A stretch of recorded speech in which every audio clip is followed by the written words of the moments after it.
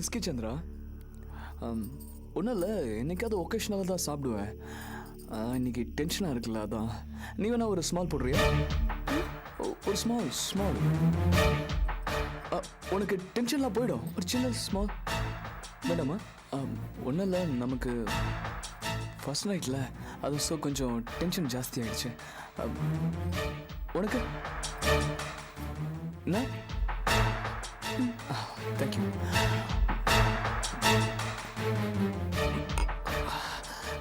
யூஸ்வலாக பழக்கலாம் கிடையாது, கொஞ்சம் டென்ஷன் ஆதான்.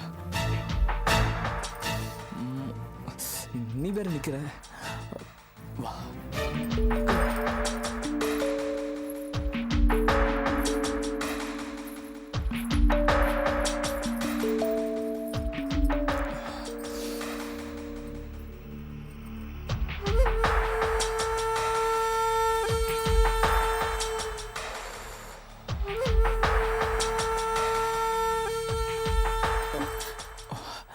உனக்கு சிகரெட் பிடிக்காதுல்ல? 1 செகண்ட்.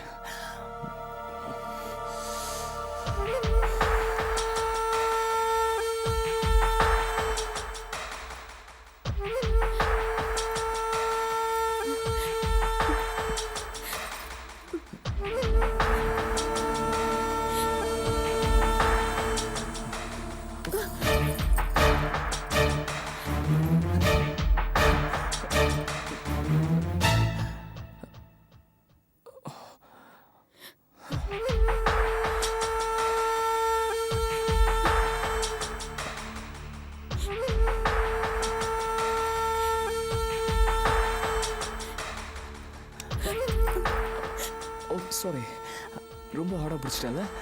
சாரி.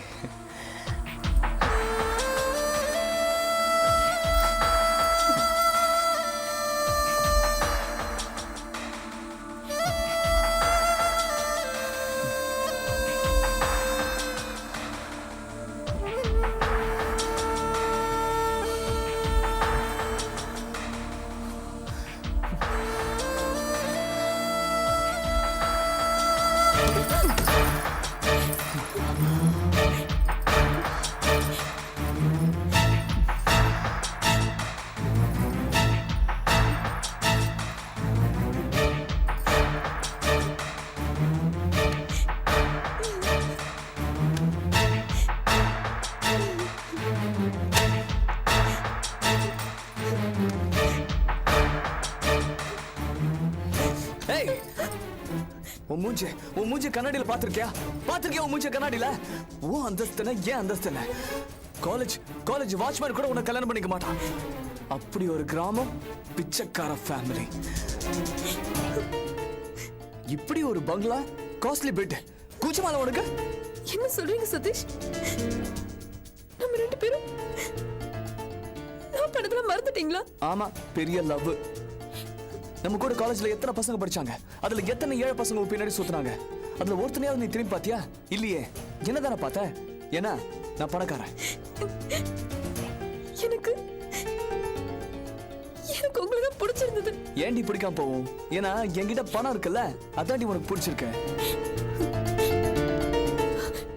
சரி, என்ன விடுங்க. நீங்க என்ன லவ் பண்ணலையா? எது? நான் உன்ன லவ்? ஹே சந்திரா, அதான் ஒரு தடவை எல்லாம் முடிஞ்சிருச்சுல்ல, அது வரைக்கும் தான் நீ எனக்கு. பொண்டாட்டியெல்லாம் நெவா.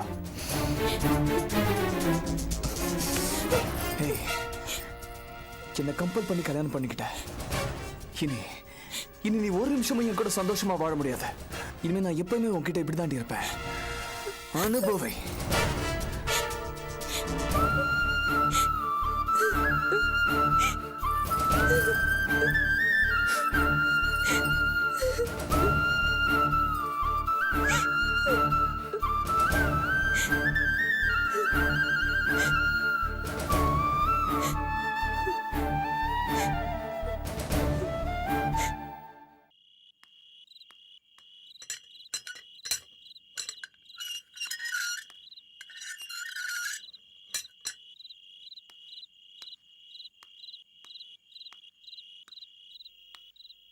என்னது இங்க உட்கார்ந்துருக்க? வா.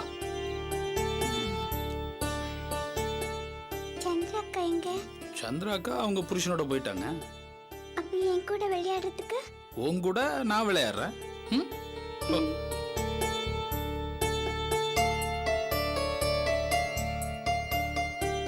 தம்பி, என் பொண்ணு ரொம்ப நல்லா பாடுவா. அலைப்பாயுதே கண்ணா என் மனம் அலைப்பாயுதே ஆனந்த மோகன வேணுகானமதில் அலைப்பாயுதே கண்ணா என் மனம் அலைப்பாயுதே உன்னானந்த மோகன வேணுகானமதில் அலைப்பாயுதே கண்ணா.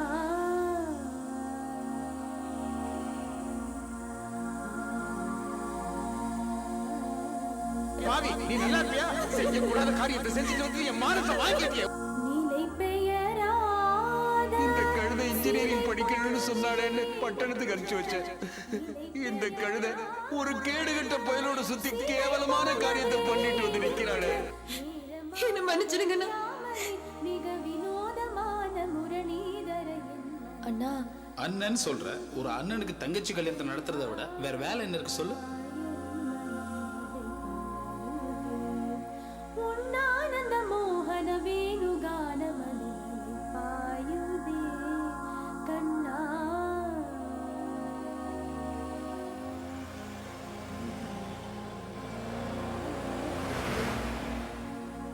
அண்ணா, டிஃபன் ரெடி ஆயிடுச்சு, வந்து சாப்பிடுங்க. தெளிந்த நிலவு பட்ட பகல் போல் எரியுதே.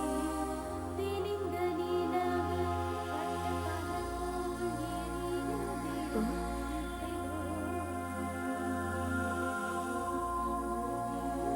என்னங்க அண்ணா, என்னங்க அண்ணா, என்னங்க ஆ, என்ன சந்திரா?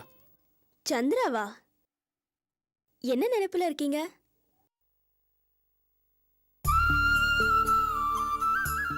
ஒன்றும் இல்லை சாந்தி.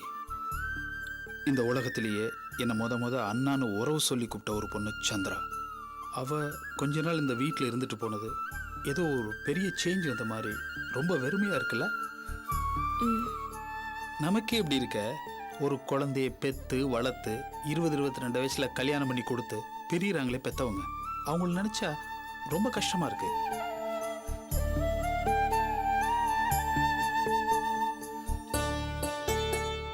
என்ன திடுதிப்புன்னு இதை பத்தி எல்லாம் பேசுறீங்க? இல்ல, நான் முதலா ஃபீல் பண்ணி பேசுற மாதிரி ஒரு சூழ்நிலை இப்பதான் எனக்கு வந்திருக்கு சந்திரா புண்ணியத்துல. என்ன பேசாம இருக்கீங்க? இல்ல, நீங்க பெத்தவங்கள பத்தி யோசிக்கிறீங்களே, கல்யாணம் பண்ணிட்டு வேற வீட்டுக்கு போற பொண்ணுங்களை பத்தி நினைச்சு பாத்தீங்களா? இவ்வளோ நாளும் ஒரே வீட்டுல இருந்துட்டு திடுதிப்புன்னு வேற வீடு வேற மனுஷங்கன்னு போனா எப்படி இருக்கும்? நீங்க சொல்றது சரிதான் சாந்தி. ஒரு நாள் நாம இடமாறி படுத்தா கூட தூக்கம் வர்றது ரொம்ப சிரமமா இருக்கும். பொண்ணுங்க நிலைமை பாவம்தான். ஆனா ஒண்ணு மட்டும் புரியுது சாந்தி, எது ஒன்றையும் கொஞ்ச நாள் பழகிட்டா அதை விட்டு பிரிகிறப்போ ஒரு வலி வேதனை இருக்கத்தான் செய்யும். ஆனா நம்ம எது ஒன்றையும் ஏத்துக்க பழகும் போது அதை விட்டு விலகவும் பழகிக்கணும் போல இருக்கு.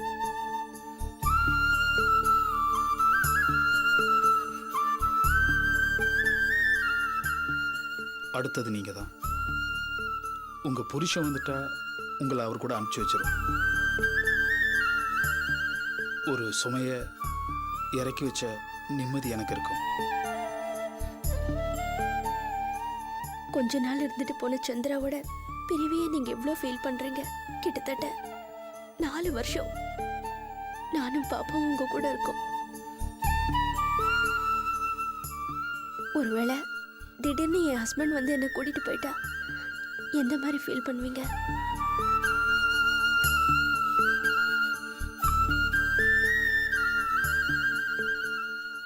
ஏன் ஒரேடியா அமைதி ஆயிட்டீங்க? நீங்க சொல்றது சரிதான், வெறுமையாக தான் இருக்கும். ஆனா என்ன பண்ண முடியும், வெறுமை எனக்கு பழக்கப்பட்ட ஒன்றாச்சே. கொஞ்ச நாள் நீங்க என் கூட டிராவல் பண்ண தான் நினச்சிக்குவேன், அவ்வளோதான். அவ்வளோதானா? அவ்வளோ ஈஸியாக உங்களால் சமாதானப்படுத்திக்க முடியுமா? ஈஸியோ கஷ்டமோ சமாதானப்படுத்திக்கணும், வெறுமையை பழகிக்கணும். அதான் நல்லது.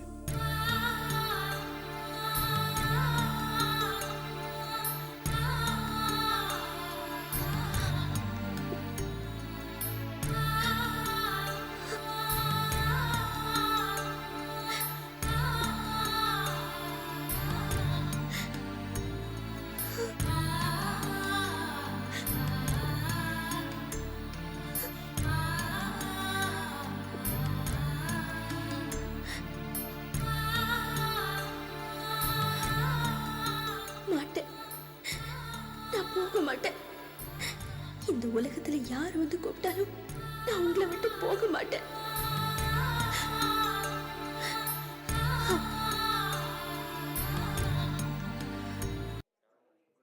ஏமா நான் சொல்றது புரியுதா?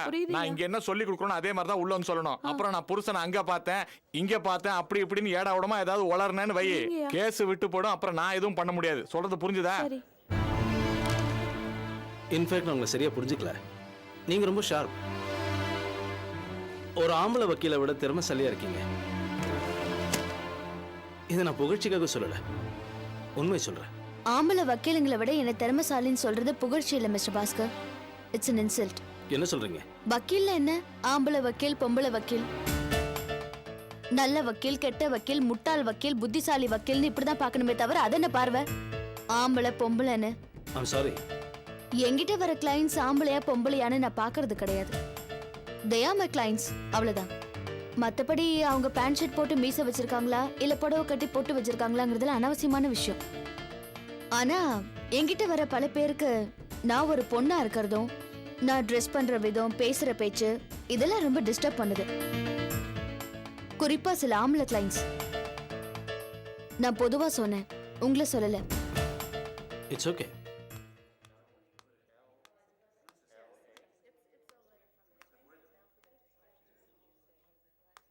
Excuse me sir. என்னம்மா? அட்வொகேட் சுஜாதா எங்க இருக்காங்க? ஓ அவங்களா?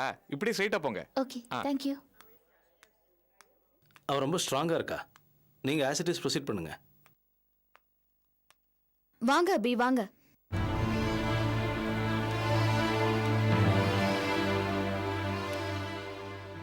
என்ன எதுக்கு இங்க வர சொன்னீங்க? பேசுதா? என்ன பேசணும்?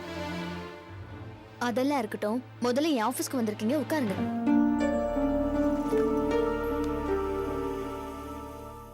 இப்ப சொல்லுங்க, என்ன விஷயம்? என் கிளைண்ட் மிஸ்டர் பாஸ்கர் சார்பா நான் உங்களுக்கு ஒரு நோட்டீஸ் அனுப்பிச்சிருந்தேன், கான்ஜுகல் ரைட்ஸ் நோட்டீஸ். அதுபடி என் கிளைண்ட்டுக்கு மன வாழ்க்கையில கிடைக்க வேண்டிய நியாயமான உரிமைகள் கிடைக்கல. அதாவது நீங்க 2 பேரும் சேர்ந்து சரியான மன வாழ்க்கையை அமைச்சுக்கல. அவர் உங்களோட சேர்ந்து வாழ தயாரா தான் இருக்காரு. நீங்க தயாரா இல்லையான்னு விளக்கும் கேட்டு உங்களுக்கு நோட்டீஸ் அனுப்பிச்சிருந்தேன். But you have still not responded to it. நீங்க இதுவரைக்கும் அதுக்கு இன்னும் சரியான பதில் கொடுக்கல. நான் அடுத்த ஸ்டெப் எடுக்கிறதுக்கு முன்னாடி உங்ககிட்டயும் இதை பத்தி பேசினா நல்லதுன்னு தோணுச்சு. நோட்டீஸ் அனுப்புன நீங்க பதில் சொல்லல, அதான் நேர்ல பேசலான்னு வர சொன்னேன். நேர்ல இதை பத்தி பேசுறதுக்கு எதுவுமே இல்லையே. இத பாருங்க அபி, என் கிளைண்ட் உங்களோட சட்டப்பூர்வமான கணவர். அவர் உங்களோட சேர்ந்து வாழணும்னு விரும்புறாரு. ஆனா நீங்க அதுக்கு உடன்படல. நீங்க பாட்டுக்கு உங்க அம்மா வீட்டுல இருந்துகிட்டு தான் தோன்றித்தனமா என்னென்னமோ செய்றீங்க. ஆனா அதெல்லாம் கூட அவர் மறந்து உங்களை கெஞ்சி கூப்பிட்டுருக்காரு. ஆனா நீங்க போல. அப்படியா? அது மட்டும் இல்ல, தொடர்ந்து அவருக்கு தொந்தரவு கொடுக்கறது, அவர் இன்சல்ட் பண்றது, வெளியில அவரை பத்தி தரக்குறைவா பேசி அவர் இமேஜை டேமேஜ் பண்றது, இந்த மாதிரி நிறைய செஞ்சிருக்கீங்க. கடைசியா உங்க அம்மாக்கு உடம்பு சரியில்லைன்னு அவர் பார்க்க வரும்போது அவர் அவமானப்படுத்தி அசிங்கப்படுத்தி அனுப்பிச்சிருக்கீங்க. என்ன நான் சொல்றதெல்லாம் சரிதானே? இல்ல, நீங்க பேச முடியுங்க. இப்ப கூட என் கிளைண்ட் அதெல்லாம் மறந்து உங்களை மன்னிச்சு ஏத்துக்கிட்டு கணவரா வாழறதுக்கு தயாரா இருக்காரு. நீங்க என்ன சொல்றீங்க? ஏன் அதையும் நீங்களே சொல்லிடுங்க. அபி, அனாவசியமா என்ன டீஸ் பண்றதுக்கு முயற்சி பண்ணாதீங்க, அது வேஸ்ட். ஏன் தொழில நான் இப்படிதான் இருப்பேன். இப்போ உங்களுக்கு ஒரு சாய்ஸ் தான் இருக்கு. ஒண்ணு, என் கிளைண்டோட சமரசமா போய் அவரோட மனைவியா சேர்ந்து வாழலாம். நீங்க விரும்புனீங்கன்னா அதை வேணா என்னால பேசி தீர்த்து வைக்க முடியும். அப்படி இல்லைன்னா கோர்ட் மூலமா நான் கொஞ்சம் கடுமையான நடவடிக்கை எடுக்க வேண்டி வரும். அதை நீங்க ஃபேஸ் பண்ணியே ஆகணும். So tell me, what is your choice?